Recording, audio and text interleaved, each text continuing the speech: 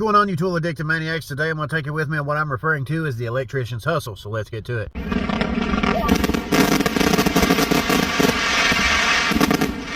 I've taken a step back from wrenching and started doing general contract and handyman work, and I got this new job opportunity that popped up. I've been doing a lot of different style repairs. It's definitely like a breath of fresh air compared to what I'm used to. So in this video, I'm going to show you a bunch of tools in action doing a bunch of electrical related repairs. This is something you can make a ton of money at because there's customers out there. There's people out there who need skilled tradesmen to get these types of jobs done. And if you advertise yourself in the right way, you're going to get a ton of job opportunities. One, you could hire professional electricians to come out and do electrical related repairs, but they're going to be charging you a ton of money to come out there and do those repairs because they're a professional. They're a one trade pro, which means their abilities to do something is going to involve one trade. They're a professional at that trade. They're going to charge you professional prices. It's no different than if you had a plumber come out to tear out your wall, put in some new pipes. They're not going to be your drywall guy. They're not going to be your painter. That's what you would hire a general contractor for. So you can either hire you a maintenance professional, a handyman, a general contractor. You can hire a professional electrician. As long as you get that job done, that's what you're looking for. Now, someone like me, I can do whatever kind of work you need done. In this one particular building, they decided they were going to upgrade all their lights. They were taking out all the old fluorescent lights, the ballast, all that stuff, getting rid of it and putting in brand new LED. And I'm the person that got to restock that entire building with brand new LED. All 6 floors, the lobbies, the public areas, the restrooms. Whenever I'm hired to remodel their units